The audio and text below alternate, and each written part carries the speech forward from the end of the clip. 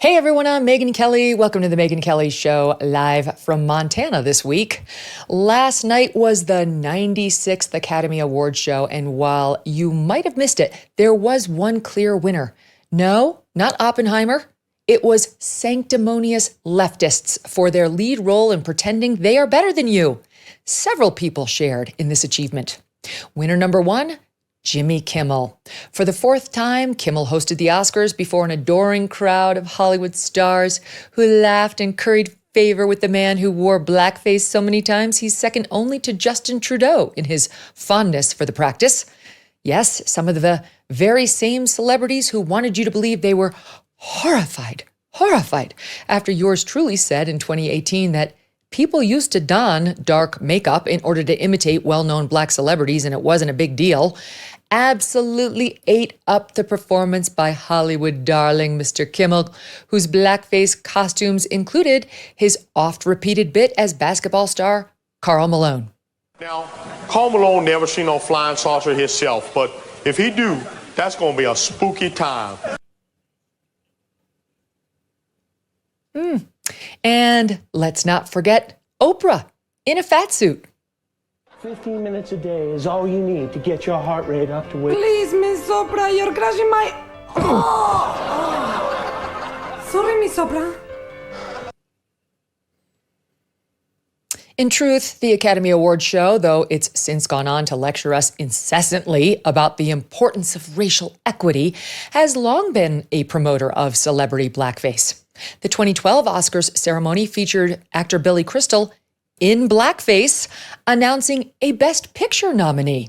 Billy, is Biebs the young Sinatra or my nuts? Oh, Sammy, stop it. You're my man. This guy. Peace out. All right, have fun storming the Fuhrer. All right, good luck, Pop. Just a few years before that, Robert Downey Jr. was honored with a Best Supporting Actor nomination for the film Tropic Thunder, in which Downey Jr. famously wore, you guessed it, blackface, while donning an afro and attending, quote, Ebonics vocal training. He won last night for Oppenheimer. Congrats! Obviously, Kimmel's love of blackface was not a deal breaker for ABC, which already employs him as a late-night host, and which, in addition to its many blackface awards shows, also produced and promoted many shows and stars in blackface. It appears the real sin with blackface, you see, is talking about how standards on it have changed, not actually wearing it. You can still win Oscars and host the Oscars after doing that. Winner number two of the sanctimonious leftists pretending they are better than you award, Robert De Niro. Congratulations, sir. Another Oscar for the iconic actor who, now 80, appeared on Bill Maher over the weekend and had some choice words about Donald Trump. The guy is a total monster.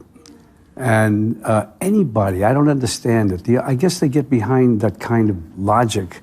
They want to fuck with people, screw them, because they're unhappy about something. I never play him as an actor because I can't see any good in him. Nothing at all. Nothing redeemable in him. He's a sociopathic, psychopathic, malignant narcissist. He's got to be stopped. Wouldn't ever play someone that despicable, and who could blame him? That could be tough for an actor to play such a hateful man. Someone like, I don't know, like Bernie Madoff, say, a guy who stole $65 billion from nuns and Holocaust survivors like Elie Wiesel and was sentenced to 150 years in prison. Who would play him? There are no investments. What are you talking about? Of course they're investments. I made them up. They're on every statement. I made them up. I've seen the trades. They're fake. All fake. Basically just a big Ponzi scheme.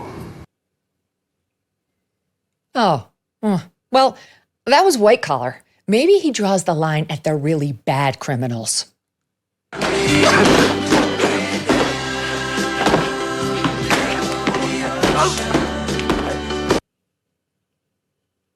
Ah, that's right. Jimmy Conway from Goodfellas, a character based on real-life mobster Jimmy Burke, who, according to mobster Henry Hill, really did whack a guy for an insult about shoe shining and then finished him off in the trunk of the car when they realized he wasn't quite dead. No. Still alive. No. Fucking piece of shit. Die. Don't die. Look at me. Look at my fucking eyes. Die.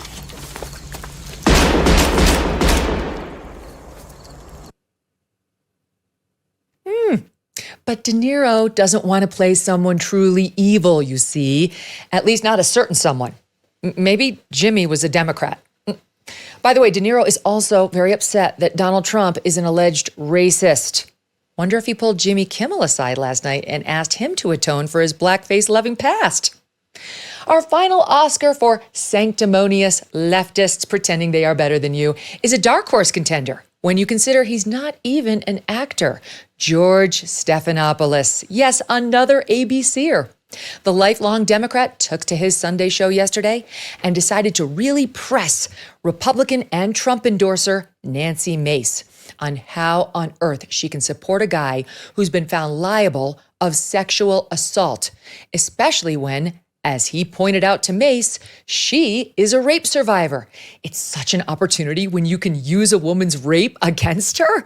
Watch. Our next guest is South Carolina Congresswoman Nancy Mace, a Donald Trump supporter who gave candid and courageous testimony about her own experience as a rape victim weeks before launching her run for Congress in 2019.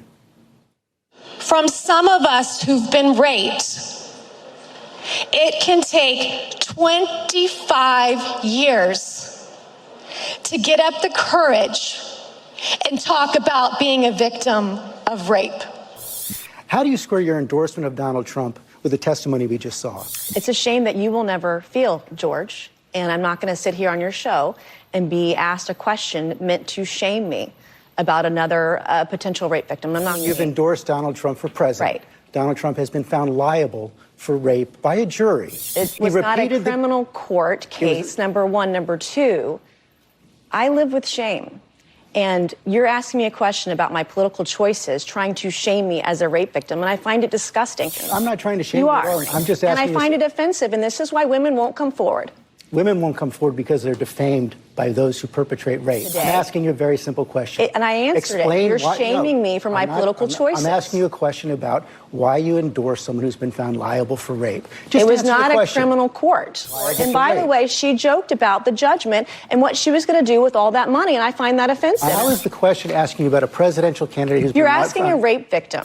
And you've courageously my political talked choices about because that. I've been raped. I think that's disgusting. No, I'm questioning your political choices because you're supporting shaming me. You're someone who's been found liable for rape. Exactly you're not answering the question. I think it's disgusting.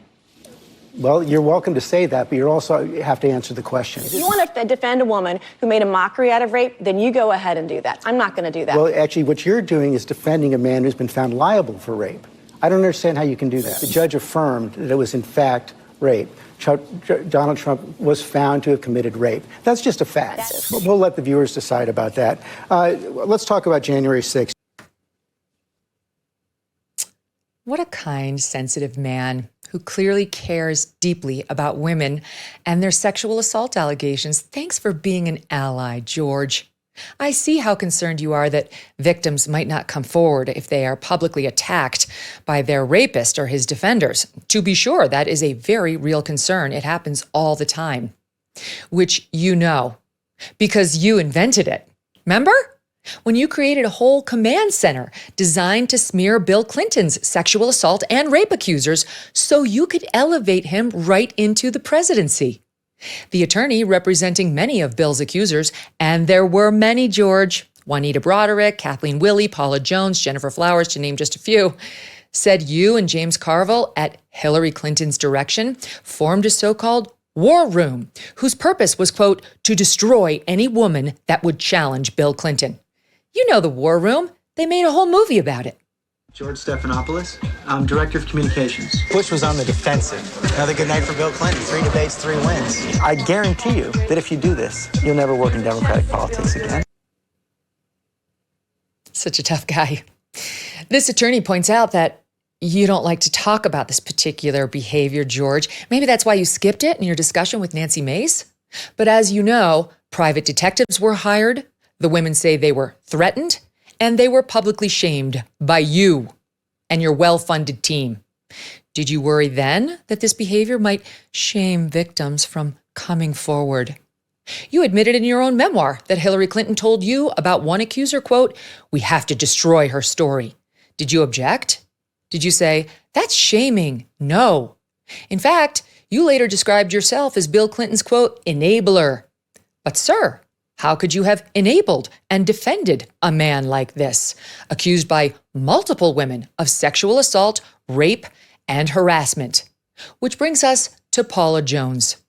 You were Clinton's attack dog when Jones came forward claiming Bill Clinton had exposed himself to her.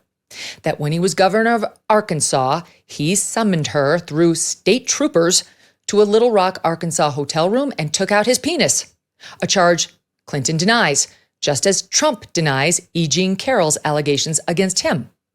What do you think he wanted done with that thing, George? Just a little show and tell? Jones was poor, a graduate of secretarial school, and worked for the state. She had no power, no connections, and he was the sitting governor. She didn't go to Columbia and Oxford and become a Rhodes Scholar like you, George. She was a nothing to you.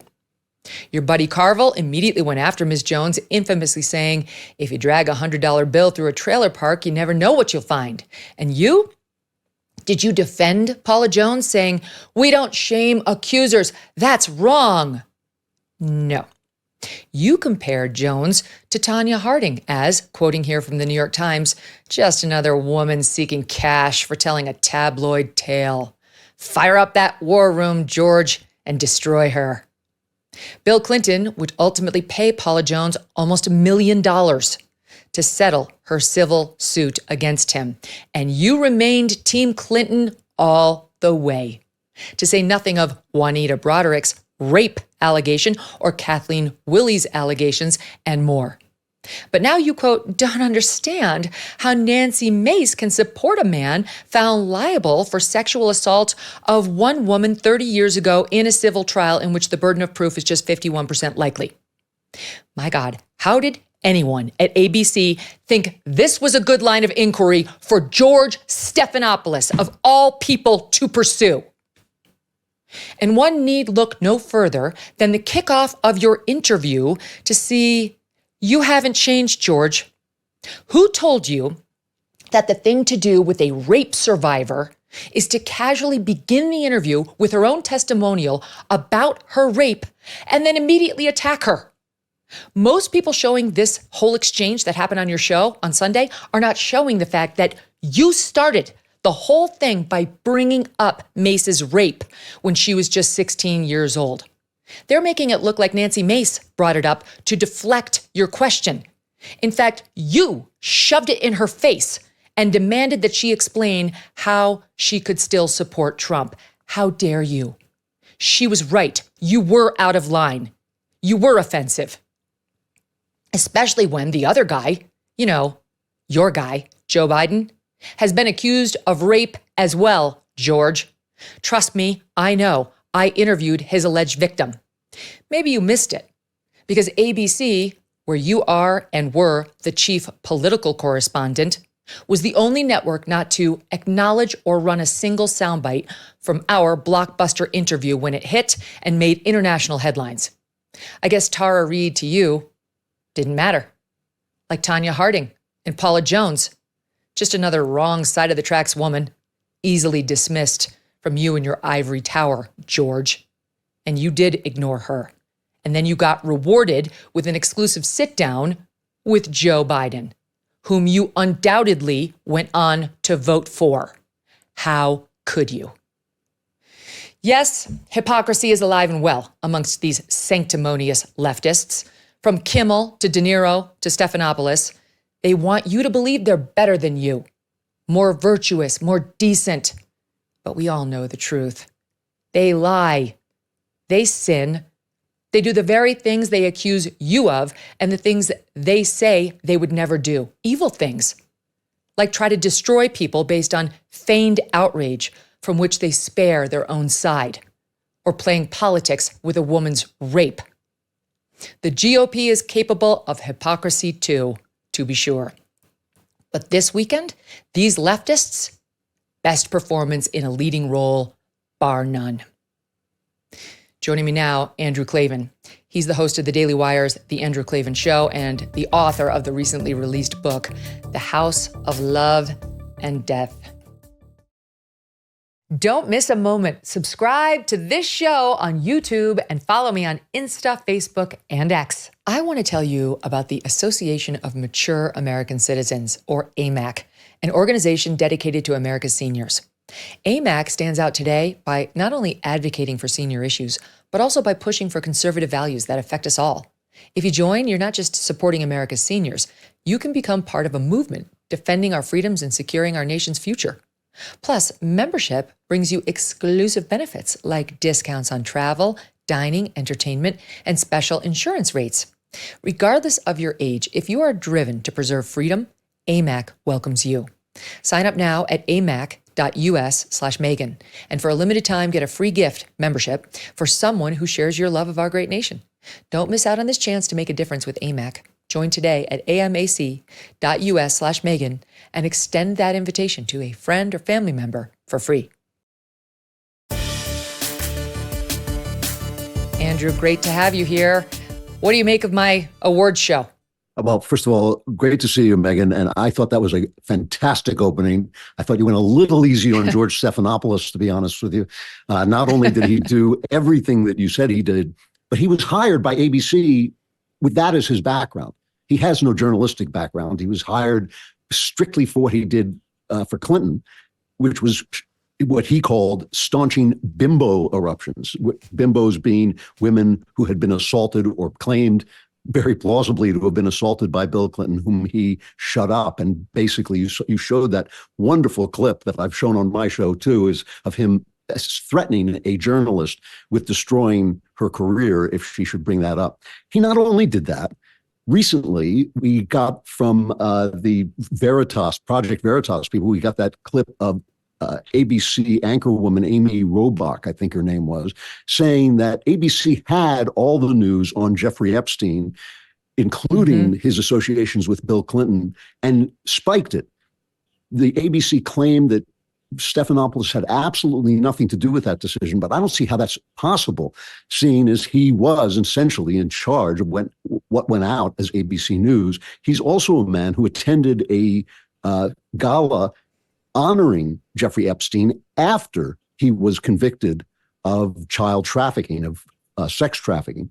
So he's a guy who's just drenched in this stuff. And the fact that there is no scandal that blows back on him, just the stuff that you said right there, that you can get canceled for what you said, as you pointed out, for you making a perfectly true remark about blackface having historical context, that you can get canceled for that, but you can't get canceled for a career in shaming and silencing women with plausible accusations of rape against your candidate. I mean, it would be shocking if we didn't know that that's the world we're living in, if we didn't understand that what is called the resistance is in fact an incredible wall of power in communications, in politics, in academia. And George Stephanopoulos is kind of the poster child for that. He is completely untouched. Yeah. To the point, Andrew, where his hubris and self-delusion have grown so large that he thinks he can cross-examine an actual rape survivor on how she could get behind a presidential candidate accused of rape. How did somebody not stop him at ABC and say, George, you're not it? I was sorry, and I didn't blame her. I thought I would have been thrown off too by that kind of questioning. I was sorry that Nancy didn't have the information that you just had to come back on him. Me too. She did great, but that would have been a nicer, she did absolutely great. But just in terms of what she actually said, it is shaming to say you have a political opinion. You are a politician who made a political decision. How does that fit in with your being raped? As if somehow she were stripped of her power to make political decisions by the fact that some clown attacked her, which is incredibly shaming and incredibly an incredible act of blaming the victim for something that she had nothing to do with. How is she supposed to lose her agency, to lose her voice because somebody raped her? That's insane. And the fact that this guy and she has to believe everyone else. That the Yes. implication, of course, Andrew, is that she must believe E. Jean Carroll. She has to, Right. even though we've all had the chance to listen to E. Jean Carroll for 3 years now. We know that this was a political hit job, that the law was changed so she could come forward, that she herself joked about rape being sexy, and that she couldn't even remember what year this alleged rape happened in. You are completely within your mind to say, with all due respect to rape victims, I don't believe this particular one. That's okay. That you're not holding rapists accountable if you don't happen to believe her. It's the left that tells us we have to believe all women. Of course, and this was such an unfair event. I mean, the law that allowed people to go back past the sell-by date of these accusations was put in place strictly to get Trump. The fact that she was not he was not found guilty of rape by the jury. The judge just sort of announced that he believed him That's to be an guilty important of rape. And so he was never convicted of anything. And as you say, it was a civil trial, not a criminal trial. So the burden of proof was much, much lower. Of course, this is true. Criminality, acts of criminality like rape, I mean, it is one of the worst crimes you can commit. But that doesn't mean that somebody committed it. Just because you're accused of it and just because people shouted at you doesn't mean you committed it. And there's absolutely— in front of a New York jury that hates Trump, that hates Republicans. I mean, that hasn't been factored in at all. But I do want to spend 1 minute on what you said, because Stephanopoulos kept saying he was found liable for rape in a civil court. And finally, Mace did point out he wasn't found liable for rape. It was sexual assault. And George Stephanopoulos doubled down and said, the judge said he was found liable for rape. And just so the audience understands what actually happened in that civil case, the jury rejected the rape charge. There were at least 2 boxes they could have checked. Did he rape her? Did he sexually assault her? And they said yes to sexual assault, and they said no to rape. Then the judge, after the fact, in trying to explain how they got to the conclusion that he sexually assaulted but did not rape E. Jean Carroll, explained that E. Jean Carroll had given testimony that he allegedly grabbed her, put his mouth on hers, yanked down her tights, and penetrated her with his hand and then with his penis. Under New York criminal law, an assault constitutes rape only if it involves vaginal penetration by a penis.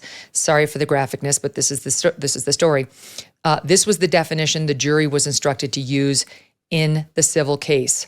So the jurors were saying that this sexual abuse finding necessarily implies that they believes he penetrated her with his fingers, but obviously they had some doubts about the penis rape. Sorry, again, very early in the day to be getting so graphic, but this is what a real anchor on ABC would have done, and wouldn't have been so loose with the language in trying to lecture an actual rape victim who did point out there's a distinction between sexual assault and rape, and was accurately trying to point out it mattered in the civil case. Once again, ABC falls down on the job.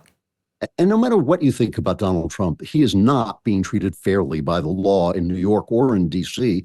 How can somebody defend himself against an accusation when the accuser can't even remember the year? How are you supposed to say, well, you accused me of this, but on that day I was in Baltimore, when the accuser can't even say what year she's talking about? I mean, surely some kind of specificity is required to accuse somebody of a crime so heinous. And I just think the way that Trump is being treated has elevated him in ways that the left must not have foreseen, or they wouldn't have done it. They have just treated him so badly. And the fact that he's still walking around and still, copacetic and still making jokes and things like that elevates him, maybe beyond what he deserves, but still, because he's been so unfairly treated. And I just think that to pass that on to Nancy Mace, who is in fact a rape victim, when you are George Stephanopoulos, who is in fact a man who has covered up for an accused rapist and silenced apparent rape victims, alleged rape victims, it's just an incredible display of raw power by a media that is owned all by one side, which is not necessarily the leftist side. It's the corporate side. It's the deep state side, which has become the leftist side because that's what feeds the power of the government and the corporations. I mean, I'm not sure these guys really care about the politics so much as they care about their power. And this was an incredible display of that power as we see it all the time. Or as it was in one day. You know, you got the Sunday morning show with Stephanopoulos into the evening Academy Awards broadcast with Kimmel, and ABC elevating, you know, the blackface Laken Kimmel, who was speaking in Ebonics wearing an afro, and like, no problem, right? It's okay with the bald head and then the fat suit. And then, okay, that's no problem for them. But they, at the same time, Andrew, fired Chris Harrison, host of The Bachelor, for trying to defend one contestant on like The Bachelorette for saying, gee, I know I went to this antebellum party, you know, a couple years ago. I guess I didn't see anything wrong with it. And all he said was, are we judging her by today's standards, or are we judging her by, you know, old standards, whatever. He was basically trying to say, are we being too hard on her? Got fired. Chris Harrison has to be fired by ABC. I don't know why, because he's not a committed leftist, because he's not out there more saying all the terrible things about Republicans that Jimmy Kimmel says, which was 100% his insurance card to his scandal, right? They weren't going to cancel somebody like that, was on the air every night ripping on Trump. And the Academy, as you know, at the same time, tries to cloak itself, notwithstanding celebrating Tropic Thunder and, you know, putting Billy Crystal on the Oscars in blackface. They're trying to celebrate how now you can't even get nominated for Best Picture unless you assure them that you have, I wrote it down, has to be at least 2 of 4. The lead or significant supporting actors have to be a member of a racial or an ethnic group of the Academy's choosing. At least 30% of all actors in secondary roles have to be from underrepresented groups. The main storyline has to center on women or racial or ethnic groups who are underrepresented like LGBTQ, including people with disabilities. You have to hit at least 2 of the 4. So this is them saying, we get it. We're an ally, right? And I guess maybe they're trying to make up with their racist past without ever acknowledging it. You know, you're also leaving out Kevin Hart, which was one of the stories that really offended me. Kevin Hart, a black guy who worked to the top of one of the toughest professions to get to, comedy, show business. I mean, nobody understands what it takes to get into that top rank. His dream was to host the Oscars, and because they found some tweet making a discouraging or disparaging remark about gay people. And it was a Cowboys and Indians party with his kid. Yeah, I mean, and it just right? Wasn't that was one of the things he got in trouble for? Yeah, so he was canceled from his dream job after working to get to the place where he would be offered that job. On top of which, I hate to point this out because I don't like to play the left's game, but after putting in place all those rules that you mentioned, it's kind of manipulable. You can kind of get away with hiring black people, what they call below the line, people who don't show up on screen, and you can then be qualified. But after all that, it was the most white Oscar I can remember. I mean, there was none of the black actors. So only white. One black actress won for her role, and she was very good in The Holdovers. But the rest, it was all, Oppenheimer, pure white cast. All of the stories that were celebrated were white, except for American Fiction, which was a very, very good movie, won for screenplay, and was a very good movie making fun of woke white people, making fun of the fact that black people have to basically take on the roles that rich white woke people give them, or they can't make a living. I mean, if you missed American Fiction, I highly recommend it. It's a very good movie. But all it does is make fun, for the most part, all it does is make fun of white woke people forcing black people into the roles that white people want to see them in. And so the entire Oscar was just an absolute disaster for its own wokeness, which you can't help it. I mean, wokeness is such a stupid, self-contradictory, virtue signaling, wicked philosophy that if you have any heart at all, you're going to step on yourself trying to express it. I mean, it's just a philosophy that needs to be tossed out the window. The DEI of it all needs to be tossed out the window. The George Floyd worshiping, guilt mongering ideas have to be thrown out the window. All of them serve rich white people. None of them serve the actual black guy in his life or any of us in our lives. And Hollywood has just become, you pointed out Robert De Niro talking about the fact that he couldn't imagine how you could play Donald Trump because there's not 1 inch of goodness in him. Here's a guy who's done nothing his whole career but play gangsters who will kill you as soon as look at you. Yes. And that shows Yes, I could have you- kept going. Al Capone, we could go down the list. I mean, who was a real guy. I'm not talking about just the fictional characters. That's one thing. The actual real bad guy. Al Capone's reportedly killed over 200 people when he was alive. No problem playing him. But Trump, no, bridge too far. Which shows you that this whole thing is taking place in their imagination. And because they own the media, they're never required to step out of their imagination into the real world and say, well, wait a minute, if Trump is Hitler, where are all the dead bodies? How come we never started a war while Trump was, president? They're living entirely wrapped in their own imagination. And unlike conservatives, they're not forced out of their imagination. We're forced out of our imaginations because we hear their arguments all the time. We hear their arguments in the news media. We hear it in the Hollywood. We hear it in academia. They never hear our arguments. They have no idea what we believe. They have no idea. They think we're all sort of goose-stepping around worried about whether the Little Mermaid is black or white. But in fact, the entire philosophy of conservatism, which is the philosophy of the founding of the United States, it is ignored by them because they're living in their imagination and they have built their imagination out to encompass the entire communicating world. It's just galling, right, to watch Kimmel get out there night after night and talk about how riddance, he said to Republican viewers who don't like his stance on guns and some of these other leftist causes. I'm virtuous. I understand. Like, I've evolved with the times. And so they forget. And then you watch Stephanopoulos, like, he's a real ally, as I sarcastically said in my talking points, such an ally to women without looking back at any of his past. These people, like there's absolutely no attempt to fact check or hold these people to account. And that brings me to somebody I've been dying to bring up for several years now. If I don't bring this person up today, Abigail Finan, my assistant, is going to be upset with me while we're on the topic of blackface. Now, this woman did not wear blackface, and I actually didn't really even know very well who this person is, but she's a celebrity chef named Padma Lakshmi. And she, for some reason, decided to leave the kitchen and to get up in my grill back in 2018 on NBC when I said, people used to wear blackface and it wasn't such a big thing. When did we get to the point where people found it offensive? She went off on me on Twitter, this chef, like, okay, saying, I pulled a couple of comments. I was ignorant, uneducated, and she lectured me that caricaturing another race perpetuates the dehumanization of people of color.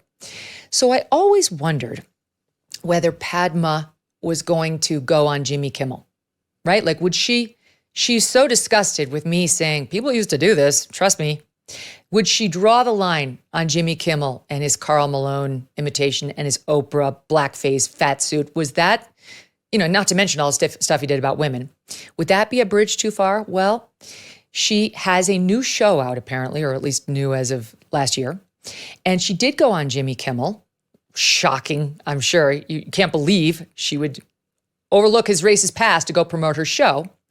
And here's just a clip of her talking to him about the nature of this show, okay? Watch this first one first. This is SOT 11.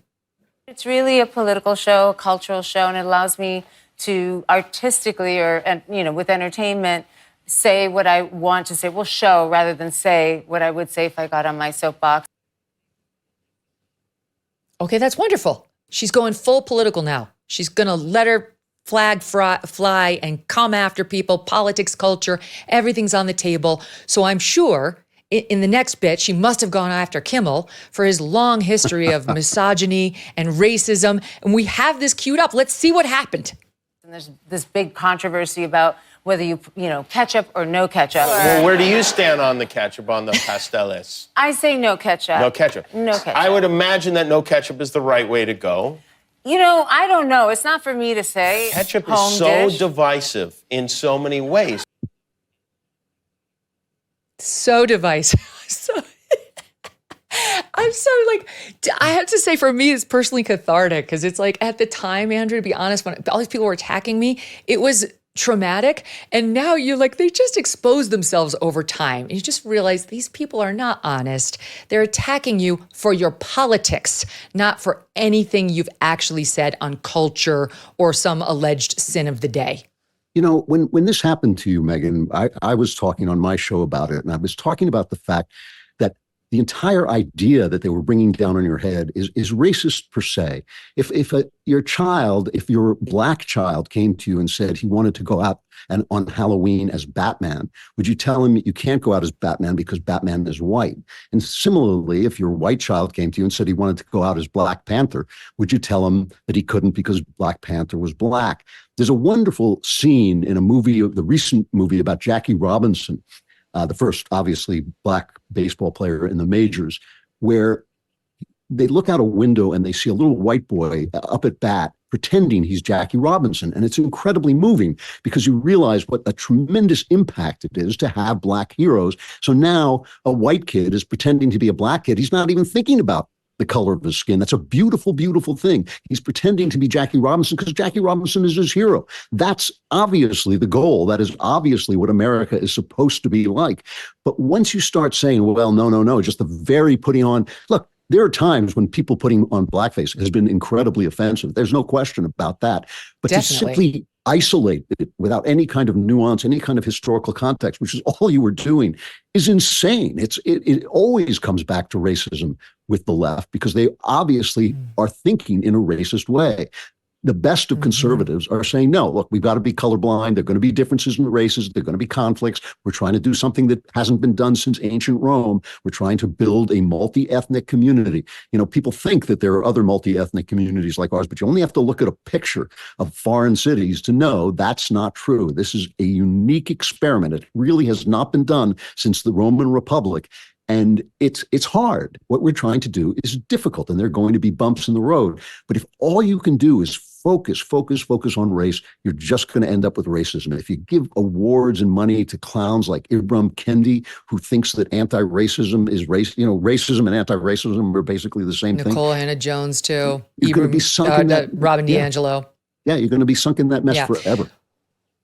Well, it's funny because I think back, at the time, and it was like you had people like Al Roker, Kathy Griffin, Don Lemon, Patton Oswalt, all of these people coming out there to rip on me, like horrified that I would talk about blackface like this, and yet oddly silent when it came out that some of their heroes like Jimmy Fallon wore it, Jimmy Kimmel, and I'm sure they would never ever step foot on that Jimmy Kimmel set. Why would they sit across from a blackface loving host like Jim? Oh, wait, what? We have another clip? Let's watch. Why the serious goose? My daughter, when she was about 2 years old, she'd sometimes have a mad face on. I'd say, are you a silly goose or a serious goose? I'm dressed as a Pattenton Bear. The swamp ass going on right now is epic. What's trailer? Taylor Swift and what's his face? The other guy. Oh, Travis Kelce. Yes, Travis Kelce. What? You do the same thing that I do, except you do it with humor. I'm a huge, huge fan.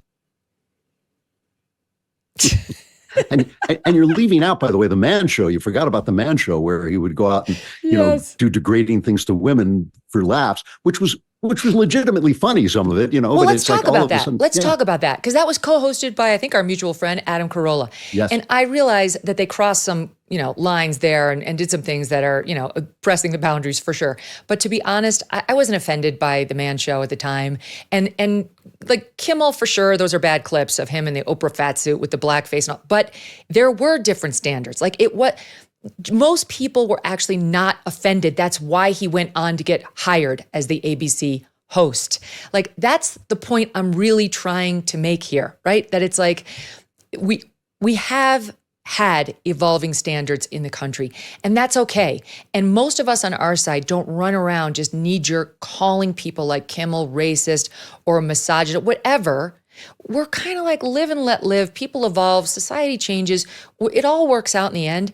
It is that side that is obsessed with skin color and gender and hierarchies that they are necessarily recreating. To your point, what we're trying to do is tricky, and it's never been done before. And we were getting there. And thanks to these people, we're blowing it up right now. Well, because they have to keep it in play. It's the only argument they have for policies that simply do not work. I mean, since FDR, but if you just want to take it since the Great Society, their policies have not improved the lives of Black people. They've slowed Black people's rise into the middle class. They've destroyed the Black family with their stupid policies and their misguided feminism. They've destroyed whole Black families. There are now more Black children being born out of wedlock than there were when Democrats were actually breaking them up, because the Democrats were the slaveholders. So these are things that have, just gone terribly wrong. And the only way they can defend this palace of money that they built, this great society, which pours money and power into the Democrat Party and into leftist causes, the only way they can defend it is by calling anybody who stands up against it racist. If you're against the welfare system, if you're against fatherlessness, families, if you're against actual crime in the streets, mostly in Black neighborhoods where the Black criminals hurt other Black people, if you oppose those things, you must be racist. So they have to keep these accusations alive. And of course they become absurd and ridiculous because, people live together. There's some hostility. There's some jokes. One of the worst things they've done, in my opinion, is stopped us from joking about one another, because joking is what friends do to one another, especially male friends. We make fun of one another. That's how we relate. And when you say that, you can't make a joke about a Black guy, you can't make a joke about a Jewish guy, you can't make a joke about Irish, Italian people, you're actually keeping us apart. You're not bringing us together. Teasing each other is part of, it's part of what friends do. It's part of what lovers do too. So all of that stuff that, they did on the Man Club was kind of funny because sex is funny. The relations between the sexes are fraught and funny. They were in on the joke. Right. And I think that killing humor, making people feel that they have to walk on eggshells before they make a joke or use a phrase or speak some words that might be taken in the wrong way, especially if they're on the right, that's what it's all about. It is about that. It's about that silence, about that fear. It has nothing to do with race because they've done nothing to help people of any race whatsoever. I mean, everything leftists touch turn to crap. I mean, everything they touch gets worse. And so they just defend it with these policies, and they're meant to silence us. And they were, it worked when they hurt your career briefly. I mean, it's wonderful that you have the skill and the will to come back. But of course they're powerful enough to hurt you if they want to. And that's no, Andrew, I was on every newspaper and every television program in the country as a racist. Yeah. That is what they did to me as a result of my one comment, truly. And then they drudged up old Media Matters nonsense about me calling these guys in a gang thugs. See, that's racist too. And try to build a narrative about you to try to take you out. And thank God they didn't keep me out. But yeah, look, I wasn't the only one. They've done it to so many people and smeared them, people who haven't been able to come back, who maybe didn't have as, great a foothold in their career as I did when they tried to take me down, who really struggle to get back out there. And so fuck these people. I mean, that's really where I land. They can just fuck off. They're terrible people, and you can see it. They are awful people. And I'm really happy you mentioned this fact that people like you and me, because I was thrown out of Hollywood, who have established themselves to a certain degree, have a way back. We have a skill set that's been proved, and we can say to people, look, I can do this thing, and they will agree. But I know a lot of people who are just on that upward trajectory, who are just proving themselves, just getting to Broadway, just getting into the great galleries, just getting into the novel publishing business, who were quashed because they weren't quite left enough, or they said something and the Twitter crowds came after them, and there's no way back for them. And it drives them insane because they were made by God to do what they were doing. I mean, artists are not made, they are created, and I think that when that is frustrated and the ambition that you have is frustrated, it drives you insane. And it's heartbreaking. It is absolutely heartbreaking. I mean, I know because I'm at the Daily Wire, and the Daily Wire has a cultural agenda. I get letters every day. Can you help me? Can you help me do this? Can you help me do that? And the fact is, no, I can't. I wish I could, but I can't. And it's brutal. It is brutal. And your immortal words of what they can do with themselves, I think, should be chiseled over the hall of the Academy, because really they have destroyed so much and done so little good. Yeah. And you mentioned earlier, the media enablers like Stephanopoulos, who will run cover for the Bidens of the world and try to make people like Nancy Mace look like they're on the wrong side of rape, an actual rape victim. And that continued as late as this morning and will continue to, I'm sure, because that clip that we showed of Stephanopoulos with Nancy Mace is being used by the left. The left is loving that today.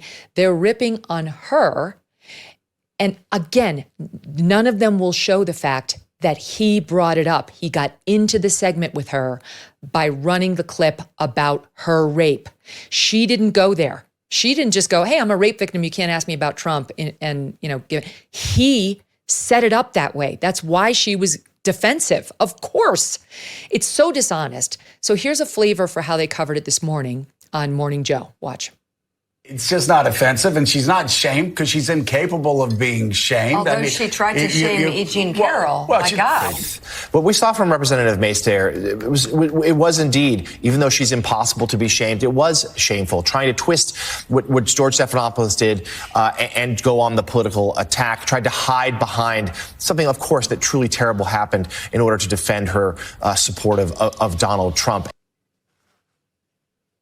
Oh my God. That last guy, Jonathan Lemire, is the chief White House, he's the bureau chief, the White House bureau chief for Politico, which is, he's supposed to be a nonpartisan person, also hosts a morning show on MSNBC. She's trying to hide behind her rape. You mean the one that was thrown in her face by Stephanopoulos? And once again, Morning Joe didn't show that that's how it was set up.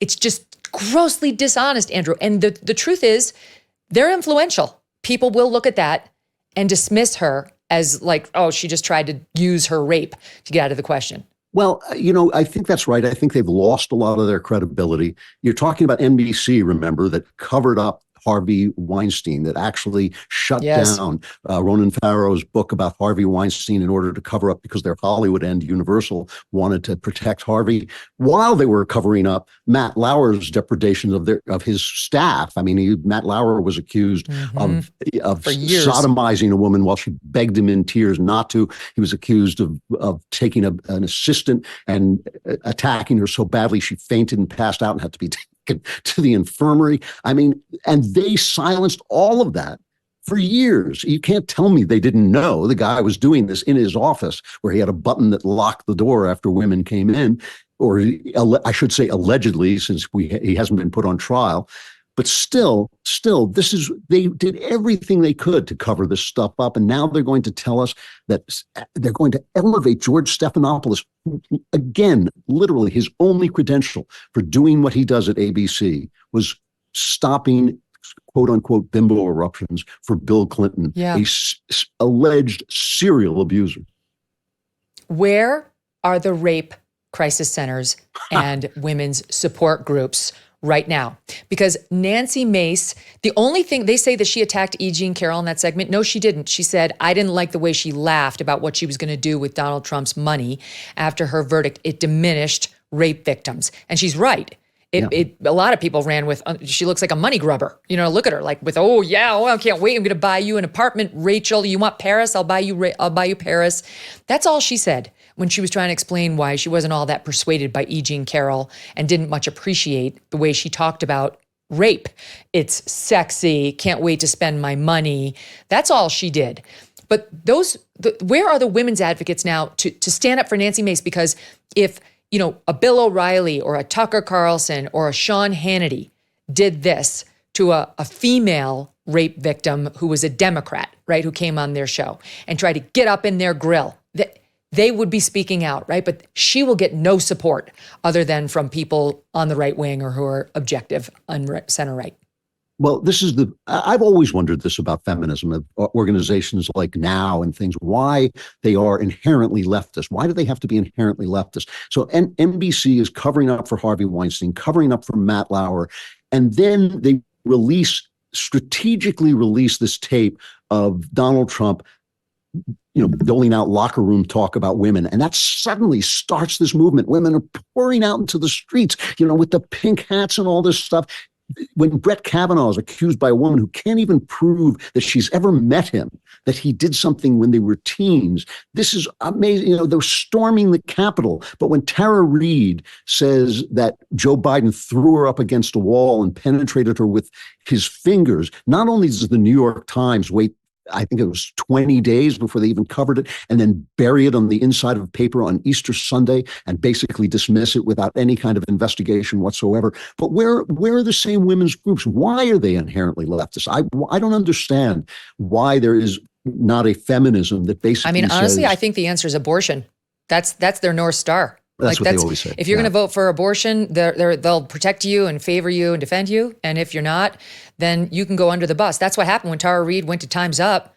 Joe Biden's top person, Anita Dunn, his top comms person, was helping run it.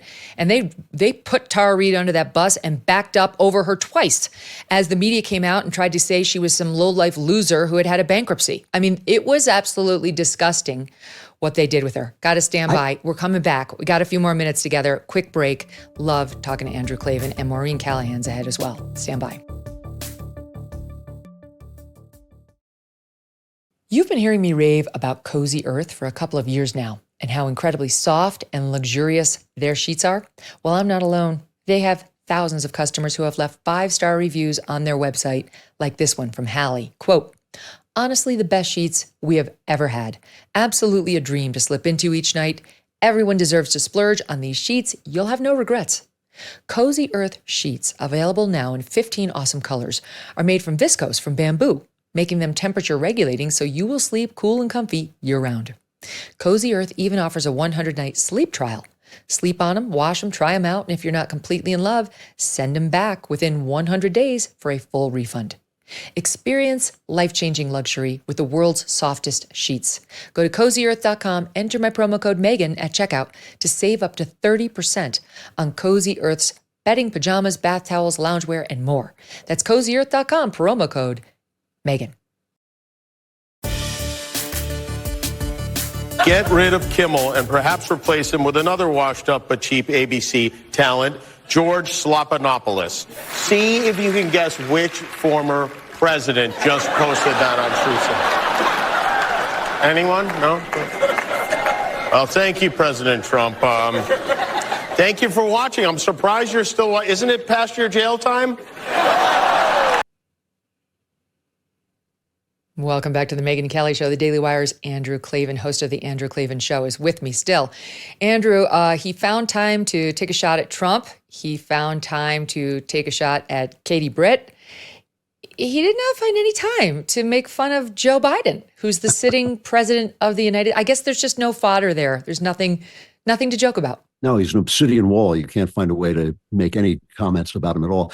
I mean, he's only following what the news media is doing. Joe Biden got up and gave the worst State of the Union address in my lifetime. I've never seen anything as ugly and divisive as a guy getting up and comparing American citizens to Putin's invasion of Ukraine. It was insane. That's how he started his address, the screaming and the yelling. And all we've heard ever since is about Katie Britt, who I admit gave a bad speech. The response to the State of the Union is always bad. You simply are stuck there in this little room responding to the most powerful man on earth in the full pomp of his office.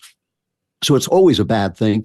But nobody has touched the fact that this was genuinely terrible. It was mean. It was loud. It was divisive. He screamed at Americans for not being happy with his inflation-riddled economy, with his border, nonsense, trying to blame the border on Republicans, which has been one of the greatest cons ever. And people aren't buying it. It's really interesting that after this full court press by the press to protect Joe Biden after that performance, the reviews, the polls on that State of the Union are still as bad as they can be. So Jimmy Kimmel, this is the thing. You're not just dealing with the entertainment media, you're dealing with the news media as well, and they're kind of blended together, and they're all blended together with the corporations who are putting Dylan Mulvaney on their, beer bottles. It's all one thing at this point, and I think it's on the verge of crumbling. I think people are pushing back. You can already see the tide, which had reached a peak right around the George Floyd riots. You can already see it sort of rolling back as people start to realize, we're getting the information anyway. What happens is the lies hit us first, and they hit us like a wind. But then slowly through the internet, the truth comes out. And as the truth comes out, the media loses its credibility because suddenly we see like, oh yeah, this disease did come from China. Masks don't work. The vaccine can be dangerous. You suddenly see all these lies poked holes in, and all the people who are called conspiracy theorists turn out to just be talking common sense, which does make things confusing on the one hand, because there are crazy conspiracy theorists out there. But on the other hand, it just completely eliminates any credibility this media has, whether it's Hollywood media or news media. And I think that that's what's happening. I think that they're leaking like a sieve, and I think it's helping Donald Trump, and I think it's helping people who are basically just not on board with the regime. It's interesting you should say whether it's Hollywood media or news media, because it did, in that one clip I showed when Don Lemon was on Kimmel's show, he said, "You do what I do." And that's exactly right. That's what's happened to the late night hosts. They do just become political commentators. Yep. We've talked many times. They want applause. They don't want laughs.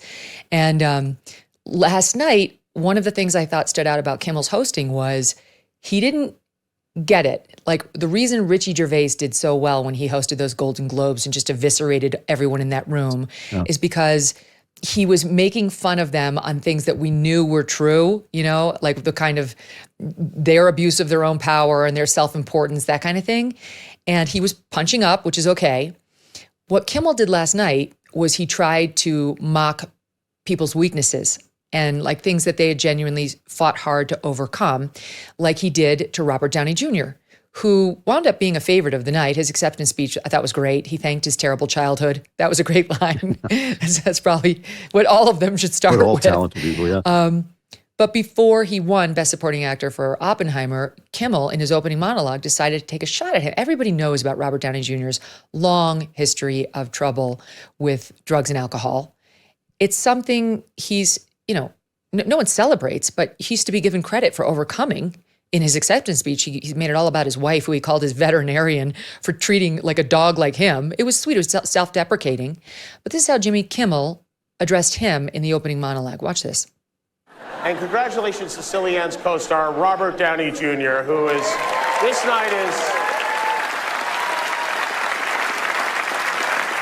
is the highest point of Robert Downey Jr.'s long and illustrious career.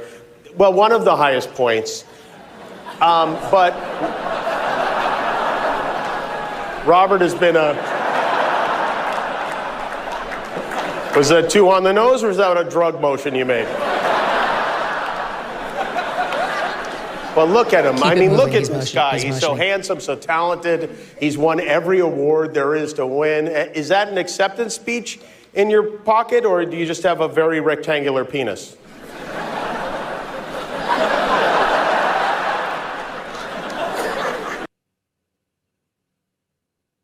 What was that? It was just classless. It's just classless, yeah. You know, it's funny. I worked with Downey Jr.'s wife before she was his wife, when she was single. And I wrote a script with her. She's the only enemy I ever made in Hollywood because I refused to do a rewrite on a script.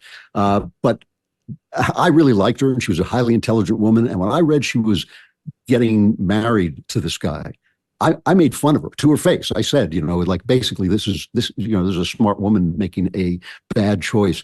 And instead, she proved me totally wrong. She went out and she really turned that guy around. I mean, he walked around with her picture on his phone to keep himself from going back to the drugs. And you know how bad those habits can be, how they can destroy people.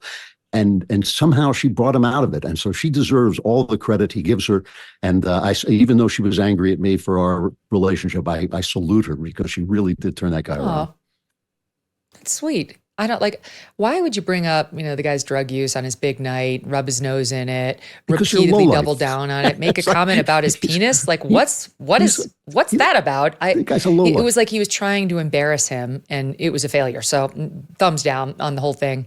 Mm-hmm. Okay, I've got to get this in. It's a turn. But over the weekend, as we went into the early part of the weekend, the big news was, and we've got to get to it, Joe Biden, speaking of a State of the Union, was asked about the fact that in that State of the Union, when Marjorie Taylor Greene said, say her name, about Laken Riley, the 22-year-old student who was murdered while jogging on the campus of the University of Georgia by an illegal. She said, you know, she was killed by an illegal, and Joe Biden used that term, an illegal. She was killed by an illegal. Well, he finally, I guess, realized he had to do a mea culpa about that. Listen to this. Jonathan Capehart, again, of MSNBC. Those people have lost their minds. Who would watch this program to actually subject your brain to this just insanity. But people do it. Jonathan Capehart is part of that same team. And watch this exchange, Shot 24. Mr. President, it's great to see you again. Thank you Good for to doing see this. So that was one hell of a speech you gave Thursday night. I'm going to touch on 3 specific areas there. The first one being, I noticed the look of surprise on your face when you walked into the chamber and you saw Congresswoman Marjorie Taylor Greene. It was priceless. You feigned shock at seeing her. But during your response to her heckling of you, you used the word illegal when talking about the man who allegedly killed Laken Riley. An undocumented person. And I shouldn't have used illegal. It's undocumented. And look, when I spoke about the difference between Trump and me, one of the things I talked about on the border was that the way he talks about vermin, the way he talks about these people polluting the blood. I talked about what I'm not going to do, what I won't do. I'm not going to treat any of these people with disrespect. Look, they built the country. The reason our economy is growing. We have to control the border and a more orderly flow, but I don't share his view at all. So you regret using that word? Yes. Mike, they built this country? They did? Gang members like Jose Ibarra, who murdered Laken Riley apparently for fun. This is the levels of disrespect and disinformation in that answer, Andrew. What do you make of it? Well, this is kind of the one thing in this administration that I do think is hitting people in the face when Mayorkas, the head of Homeland Security, gets up and in that po-faced way he says, well, the border is secure, and if it's not secure, it's the Republicans' fault, and we're doing everything we can. He talks in that kind of blank double talk of bureaucratese. And we see them, they can't hide them. They're coming across the border. All the cities that declare themselves sanctuary cities are now getting flooded with them and sort of saying, I'm not sure this sanctuary was such a great idea. And the Democrats are just pouring money into New York, but there's not enough money to actually take care of this incredible invasion that Biden has allowed to happen. Whereas in the last month of the Trump administration, I think something like 17 illegals were released into the country, and now it's thousands upon thousands upon thousands. And now he's worried about hurting their feelings. And he's worried about hurting the feelings of a murderer. I mean, it's not just hurting the feelings of illegals, some of whom may be decent people running away from bad things. He's hurting the feeling of a murderer and apologizing to him on air. Can't even get the woman's name right, the victim's name right when he's tries. Which her mother spoke out about this weekend, saying she was offended. She's like, she can't. She said, I have it here, but her mom said, Biden doesn't even know my child's name. If you're going to say her name, when forced to do so, at least say it the right way. Say the right name. And she appeared with Trump while Biden was over there apologizing to her murderer for referring to him as an illegal. If Team Trump doesn't make that a split screen ad within the next 24 hours, they don't know what they're doing. Ben Shapiro has said this, that Trump is basically running a very moderate campaign. He's being helped by the fact that the news media won't cover him. They won't put him on the air. So we're not seeing him. He's being kept off social media. So we're not hearing his kooky rants. But every time I see him, I was going to say this about the State of the Union. They concentrated on Britt because they could take her out. But Trump gave a response that was really good. And at this point, everything that Donald Trump has said about immigration, even though he puts things in this blunt, sometimes insensitive way, everything he said has turned out to be true. They're not sending their best. They are sending criminals. It is allowing people to get into the country who should not be in the country. And the sensitivity to criminals that we get from the Soros prosecutors and from Joe Biden, the sensitivity to people who commit crimes, you can't even say it's illegal to do something illegal. It masks this complete insensitivity to the victims of those crimes, which pretty soon is going to be a lot of us, because some of the people coming in are clearly hooked to terrorist organizations. So eventually the victims are going to be all of us. And I don't even understand I don't know how long people are going to tolerate this sensitivity toward the hurt feelings of criminals that masks a complete insensitivity, a coldness to the pain and suffering that is being caused to innocent people by murders, by crime, by rampant crime, by shutting down businesses with stealing. Eventually, you start to say, don't normal people deserve some kind of sensitivity? Don't normal people who pay the taxes, who keep the world running, don't they deserve some kindness too? That's exactly right. I didn't see his apology for calling Laken Riley Lincoln. I didn't see that. But he wants to apologize and take back calling this alleged gang member, per the New York Post. Guy had been here illegally arrested for endangering the welfare of a child. That guy who wound up taking the life of a 22-year-old young woman who just wanted to help people as a nurse, he gets an apology. It's bass backwards, as they say. Andrew Klavan, always a pleasure, my friend. Great to see you. Great to see you, Megyn. Thanks.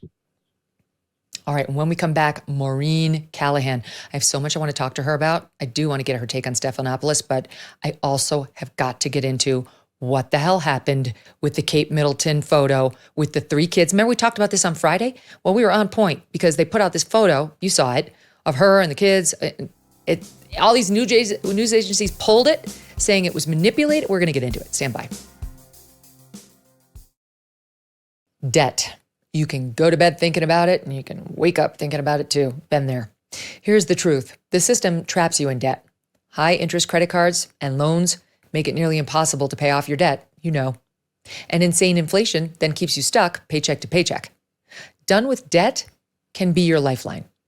Done with Debt has an ingenious new strategy to help erase your debt faster and easier than you thought possible. Done with Debt analyzes all the debt options that you qualify for. They know how to reduce bills, how to cut interest rates. Their skilled staff of negotiators knows how to get debt out of your life permanently without bankruptcy and without a loan. Done with Debt has experts who can share with you strategies for eliminating debt. But you do need to hurry because some debt solutions are time sensitive. Here is how easy they make it. Go to donewithdebt.com. That's donewithdebt.com. Simple, easy. Donewithdebt.com. Do you owe back taxes? Pandemic relief is now over. Along with hiring thousands of new agents and field officers, oh joy, the IRS has kicked off 2024 by sending over 5 million pay-up letters to those who have unfiled tax returns or balances owed. Don't waive your rights and speak with them on your own. Tax Network USA, a trusted tax relief firm, has saved over $1 billion in back taxes for their clients, and they can help you secure the best deal possible. Whether you owe $10,000 or $10 million, they can help you. Whether it's business or personal taxes, even if you have the means to pay or you're on a fixed income, they can help finally resolve your tax burdens once and for all. Call 1-800-245-6000 for a private, free consultation, or just visit tnusa.com/Megyn. tnusa.com/Megyn.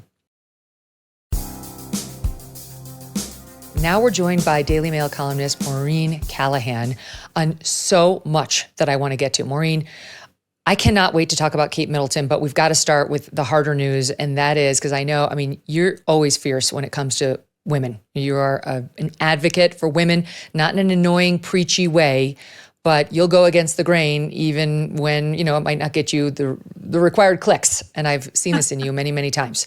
Thanks, Megyn. And yet what we have today is George Stephanopoulos, of all people, pretending he is our champion as he attacks an actual rape survivor for having the nerve to endorse Donald Trump without pointing out to the audience that both of the men running for president right now have been accused of rape, both of them. That Trump was essentially found guilty of a digital rape, which the jury said was sexual assault. And that's exactly what Tara Reade accused Joe Biden of doing to her. Not to mention all the other women who are involved in both of these guys. But that's where we are. And ABC lets him get away with it, as do the other media, now applauding him for that segment. What do you make of it? Oh my God, where to begin, Megyn? Where to begin? George Stephanopoulos, who, as you noted, spearheaded The War Room, which became a famous documentary. He and James Carville and all of Clinton's lieutenants set about smearing the reputations of every single woman. And lo, there were many who came forward to say that they had been on the receiving end of either unwelcome sexual advances from Bill Clinton, or in the case of Juanita Broaddrick, actual rape.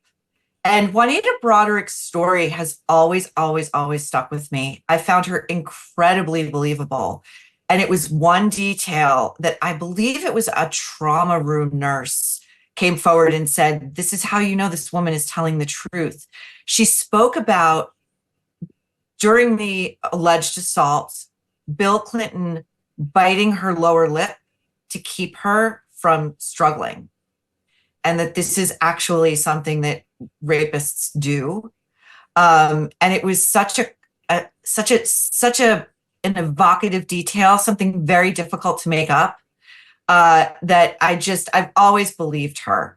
And then on top of that, what they did to Monica Lewinsky, the campaign, the sort of underground campaign that Clinton's lieutenants ran, which included, by the way, the full assent and cooperation of Hillary, was called the Nuts and Sluts attack. Nuts and sluts. And so the left, and I remember, I don't know if you do, but the way the New York Times would cover this stuff, how many Clinton apologists, people who had been in his corner from the Arkansas days, wound up going to prison for this guy. It also reminds me of the way the media for months completely disregarded real boots on the ground reporting that the National Enquirer was doing about John Edwards cheating on his dying wife and getting his mistress pregnant. And the news media just completely refused to cover it until it became like you could not ignore it anymore.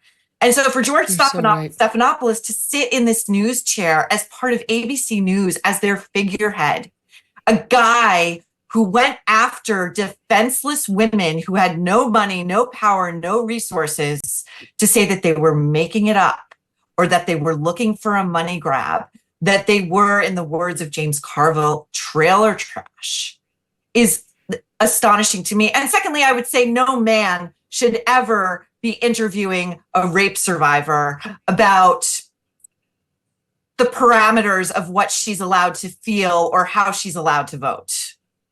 Right. The insensitivity of that exchange is infuriating. He started it by playing a clip of her talking about her rape when she was 16, and then immediately pivoted to attacking her with it. No one is writing an article about that today. It's outrageous that he's been allowed to get away with this. And to the contrary, the left-wing media is celebrating him and painting him as a defender of women who are raped because of E. Jean Carroll, like saying, oh, well, he pushed back that the judge said Trump had raped her, when Mace said, actually, the jury only concluded a sexual assault. Completely ignoring the fact that Mace herself is a rape victim, and that was shoved down her throat before he even kicked it off. Oh, he completely had an agenda. And, I'm sure she was lured onto the show with, the false promise of telling her side of the story. It's all so circumstantial with these major figures on the left. It reminds me of Rachel Maddow laughing with E. Jean Carroll, who was flanked by her two female lawyers who looked increasingly uncomfortable as the conversation went on, laughing about We have that. We have a little bit of that. We have a shorter version. Watch. Yes. Tell me. I had such great ideas for all the good I'm going to do with this money. First thing, Rachel, you and I are going to go shopping. Rachel, what do you want? Penthouse? It's yours, Nothing. Rachel. Penthouse and France? You want France? You want to go fishing in France? Although if me fishing in France could do something for women's rights, I would take the hit. I would obviously take one for the team. Stomach turning, Maureen. Women's rights. These are women standing up for women's rights and laughing at what should be a really serious conversation about where we're at.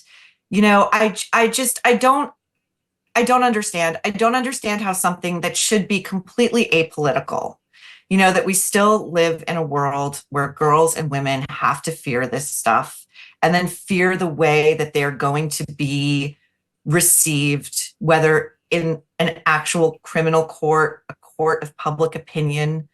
It makes me think, I know we're probably going to touch on the Oscars a little bit, I hope, but, for so many years, the industry turning a complete blind eye while they all knew what Harvey Weinstein was up to, and now they're just like twisting themselves into pretzels to celebrate Barbie, you know, as this like shining feminist achievement. I beg So to differ. true. But So true.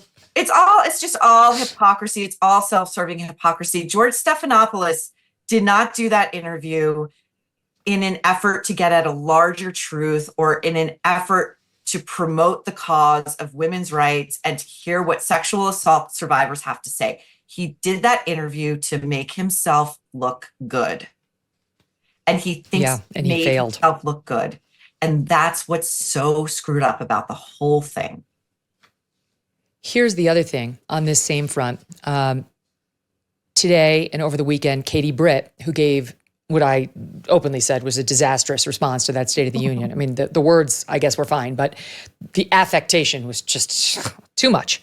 But now she got hit over the weekend because one of the stories she brought up about this woman who had been raped over and over by the drug cartels, and this should not happen in America. We would be upset if this happened in a third world country. It turns out this story has been told by Katie Britt before, and it didn't happen in America. It happened in Mexico, and this woman is now grown and told her the story, and she definitely implied in her remarks that this was happening in our country, current, or at least in the not too distant past. And she's been fact-checked on this. So she admits, because she has to, that this actually happened years ago. And she met this woman. She was trying to contrast when she got into office versus when Biden got into office. He undid all the immigration controls. She actually went down to the border, tried to see what was going on, and learned this story. She was inartful about it to give her the benefit of the doubt. Okay, but that brings me to the AP does a fact check on her. Headline is Katie Britt used decades-old example of rapes in Mexico as Republican attack on Biden border policy. And they pointed out all the stuff I just told you about. And yet, you know what they didn't do in this piece, Maureen, is point out that while that story was described in a way that wasn't spot on, there are rapes happening every day in America and along the route to America because of the promise of what they'll get when they get here, including free hotel rooms and, you know, free food cards and probably jobs soon on the government dime. And the left doesn't seem to much care about any of them. And so the AP, while it really wants to fact check Katie Britt on that story, chooses not to mention anything. We went back and checked it twice about how ubiquitous the rape and sexual assault problem is of these women trying to get across the southern border by these drug cartels and the coyotes and those who enabled them. And in response to their correction of Katie Britt, you've got people like Katie Couric saying to the AP, thank you for reporting this. Thank you. She's very grateful that they've fact-checked Katie Britt on her one story about this one woman not actually happening in America. No one wants to talk about the fact that many women are being raped all the time down by the southern border because of these lax border policies. Okay, there's so much to unpack here. I love this. First of all, Katie Couric, that great champion of women, that great fellow traveler of sisterhood who wrote in her memoir how she actively undermined female colleagues that she perceived to be a threat, Ashley Banfield among them. And she wasn't that sorry. It was the cost of doing business back in the day, what have you, you know? Great. Okay. Secondly, there are very few outlets that will report exactly about what you are talking about here. What they call rape trees, which are basically rapists hang the undergarments of their victims as these kind of trophies. And they're all over the southern border. Nobody will talk about this. I don't understand the hypocrisy of the left here at all. I mean, to that earlier clip that you played of Jonathan Capehart and President Biden, you know, semantically tearing apart whether they should have called the alleged murderer of that poor woman an illegal or an undocumented person. I mean, this is the kind of stuff that like is galvanizing people who never thought for a second they would vote for Donald Trump. Take a beat and reconsider. It also reminds me, I don't know if you happen to see this, but there was this incredible piece in the New York Times over the weekend about the number of single Chinese men who are entering the United States illegally through the southern border. And without so much as raising a question as to why, what's going on here, this was an entire piece about how welcoming the community in Chinatown is and how they're trying to get them jobs and food vouchers and all of this stuff. I mean, it's an alternate universe going on. And Biden is pivoting now a little bit to the border as he did in the State of the Union because his polls are so disastrous that he has no choice. Everybody knows his heart isn't in this.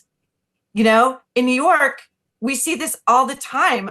An acquaintance of mine at a family event told me about her son getting kicked out of school. The entire school was being taken over by migrants in Brooklyn because a storm was coming.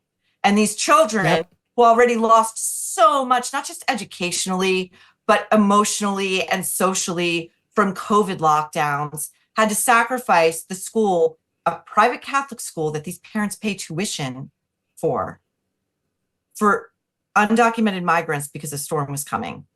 People are not. But what we really need to worry about is what we call them. I mean, like him trying to make sure we're correctly identifying them as undocumented instead of illegal is like trying to say Jeffrey Dahmer wasn't a cannibal. He was just really hungry. He was a carnivore. It completely, you're missing the point. I hate to tell you, but you're really missing the point. All right, we've got to go on to these other stories because they're so good. Let's talk about Kate Middleton. Yes. Unbelievable.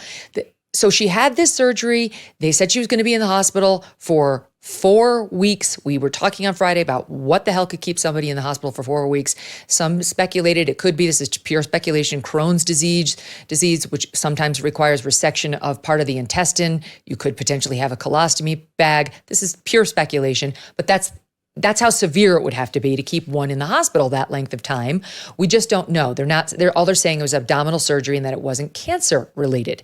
Okay, but this weekend there was a frenzy over the internet after Kate Middleton, who's only been seen once in a drive-by car situation, not her body, not her walking, released the first photo of herself and her children in months on the British Mother's Day, only to have it almost instantly, quote, killed by the major photo agencies around the world, Maureen, over, quote, manipulation and inconsistencies found with the image. A series of editing errors were found within the photo by sleuths online and by photography professionals, to the point where they were all saying, look at the many things that she's changed or somebody has changed. Like the mock-ups, you can see people do the circles online to show you the number of things that are fishy and that show like blurring where there shouldn't be blurring and an arm or a finger looking weird, to the point where today, Kate Middleton had to reply herself and do what they're never supposed to do, which is explain. And she said she was the one who, quote, conducted an experiment with editing. She says, like many photographers do. And she's sorry for any confusion. But that's all she said. Now there are more questions than answers about the Princess of Wales, her health, and what's happening here. What do you make of it, Maureen? This is all feeling really Hitchcockian to me. Like it's feeling like 30s film noir with a heroine in peril, and we can't quite figure out what's going on. These are such a series of unforced errors, I feel, on the part of Kensington Palace. For her to release this photo, which nobody believes she just did it unilaterally. You know, this was something that was thought about and debated and strategized. And then to have all these global news agencies say, we have to pull this picture. It's a fake. And then to have her post an apology, taking the fall for it, when if she's this sick, doesn't she just get to be this sick? I mean, that's my question.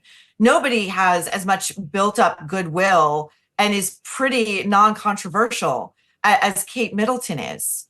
If anybody should have taken the fall, it should have been Prince William, who was credited as the photographer. Whether Kate did it or not, she never should have had to take that fall. Then earlier today, she was photographed in the backseat of a car alongside Prince William, but her head was turned away from the camera. Yes, she's looking away. And that to me reads as like an act of defiance. Like now you're going to make me, present myself in public again to make up for this epic failure of public relations, and I refuse to do it. It makes you wonder who their advisors are, and because all of these things are completely of their own making, and with each misstep, it's getting worse and worse, and it's only fueling all these conspiracy theories that they're actually trying to extinguish. What is really wrong with Kate? Is this actually her? Is she divorcing him? Has she had a breakdown? Is she in a wheelchair? The most extreme, is she even alive? Are we looking at body doubles? Like, this is very strange. It's verging on camp. I kind of can't wait to see what they do next. But what do you? I know. I'll show you something that they just posted this morning. I don't know. My team will tell me where we got this from. But there's speculation that this photo of her is actually grabbed from her British Vogue cover. Look at this, Maureen. Oh, wow. Look at that. Oh, look at that. It looks identical. It looks exactly like the cover of British Vogue. And the question is, why? Why can't Kate Middleton just sit down and take a photo with her 3 children? That's been the question for all of these weeks. If she's doing as well as they say that she's doing, if it's not that big of a deal, but a big enough deal that she'll be out of the public eye until at least after Easter. And then there was also that mistake they made where it was announced she was going to appear at the Trooping of the Color, and then Kensington Palace said absolutely not. And that's June 8th, I believe, which is well after Easter. It does make one wonder, why can't she simply sit for a still photograph in an era of, soft focus, retouching, everybody's got those filters on their phones. Why not? Totally. You can sinister. You can sit.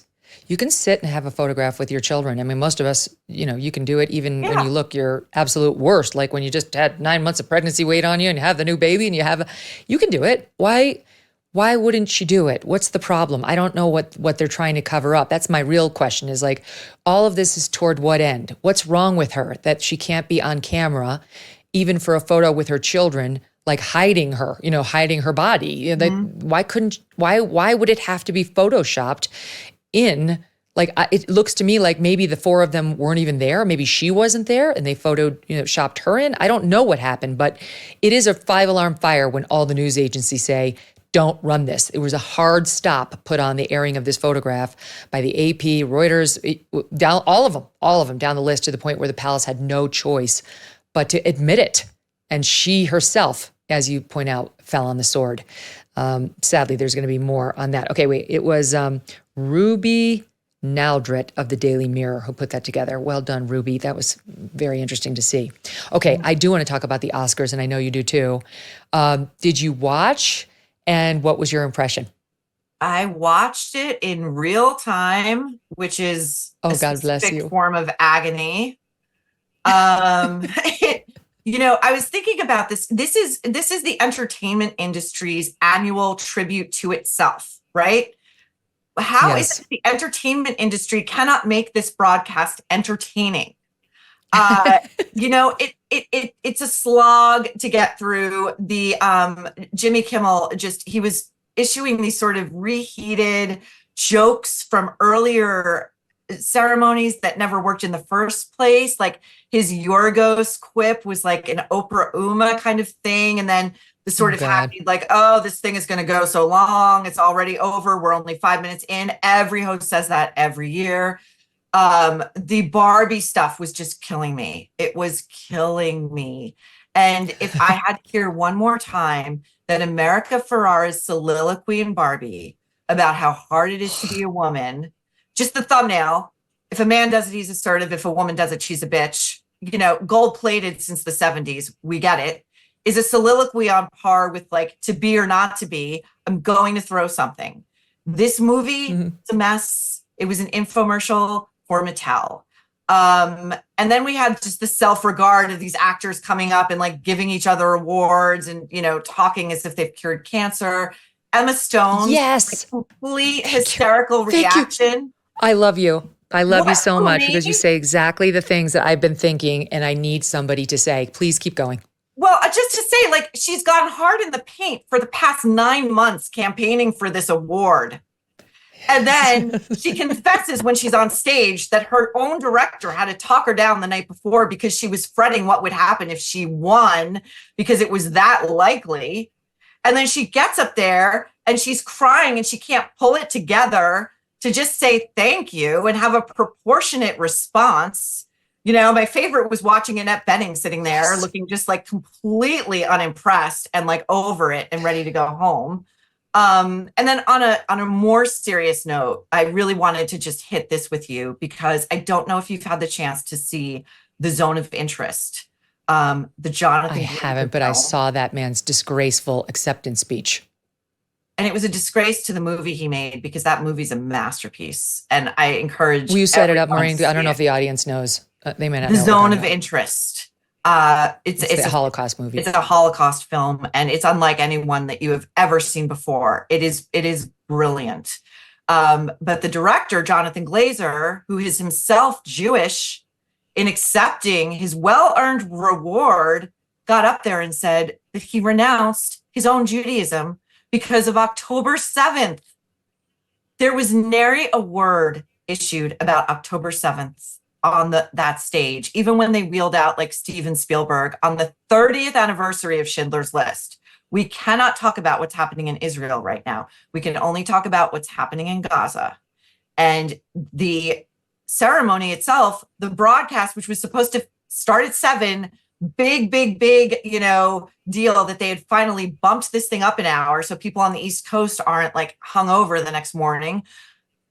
It started late, but they didn't say why. And it started late because pro-Palestinian protesters had blocked the route to the awards ceremony, but they couldn't even acknowledge that. It was just wild. Here's this guy who made a movie about the Holocaust, who won this Best International Film for his movie about the Holocaust, who is Jewish, and his acceptance speech in which he tears on Jews in Israel. Watch. Our film shows where dehumanization leads at its worst. It shaped all of our past and present. Right now, we stand here as men who refute their Jewishness and the Holocaust being hijacked by an occupation which has led to conflict for so many innocent people. Whether the victims of October the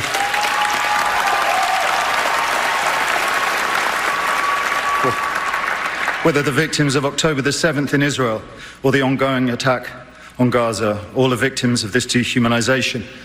How do we resist?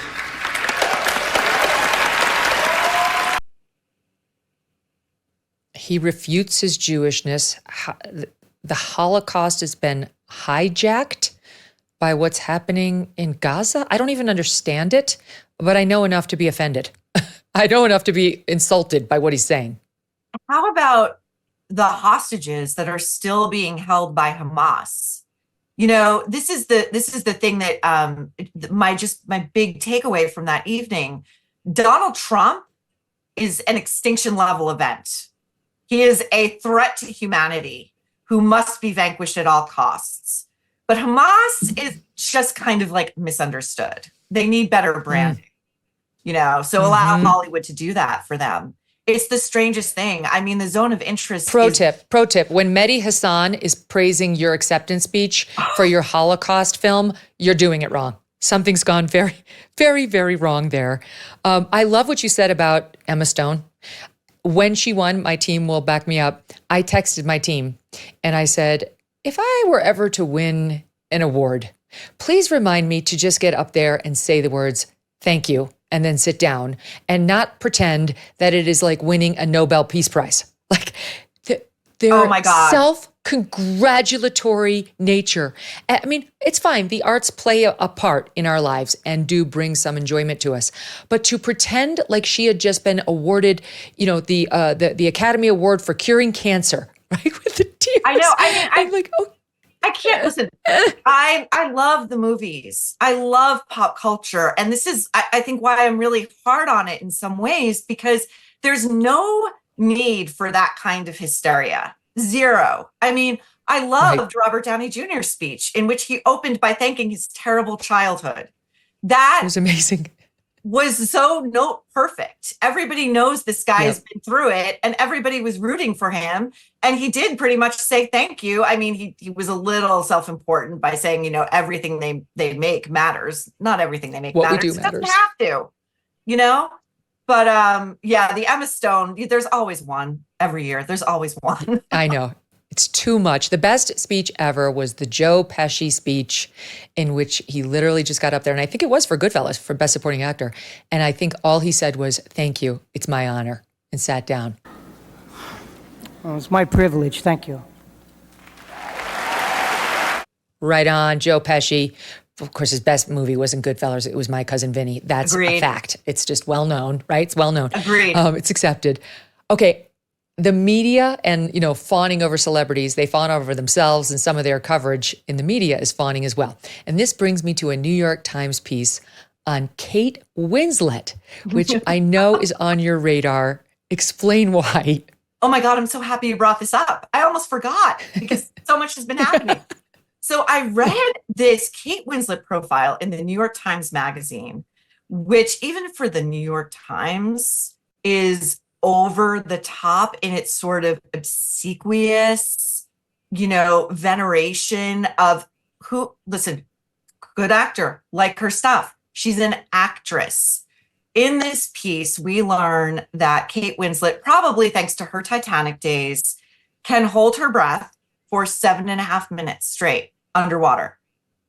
Navy SEALs, you may not know, can only make it to 3. So this is just one assertion that this hero worshiping, interviewer is just sort of taking. Let me read part of it. Read part of it just to back you up. They start off by saying, Winslet is not precious or easily rattled. On set over the years, she has broken a toe, suffered hypothermia, and fainted, but very little slows her down when she's shooting. She's not a fan of a lunch break. Goes on about how she's eminently relatable, and then says it was for Avatar, allegedly, that she, after considerable training, managed to hold her breath underwater for an astonishing 7 minutes and 15 seconds, and then points out some Navy SEALs never break 3 minutes. Paging Rob O'Neill. I would like a fact check on whether that's possible, but keep going. Yes, great point. I would like a fact check too. My favorite part of the interview. She asks what Ozempic is. She says, "What is Ozempic?" Kate Winslet. Kate Winslet says, "What is Ozempic?" And this dummy interviewer is like, "Oh, you've never heard of Ozempic?" It would be like me asking you, what does oxygen do? Explain it to me. I don't get it. She's in Hollywood. She's spent the past 2 decades bitching about how her weight is always a topic of conversation with casting directors, how unfair it is. She's so brave. She's doing her L'Oreal ads without airbrushing, but please, okay, whatever. She did Mayor of Easttown. She admits to having an eating disorder. Yeah, she says she's having an eating disorder, but she's never heard of Ozempic.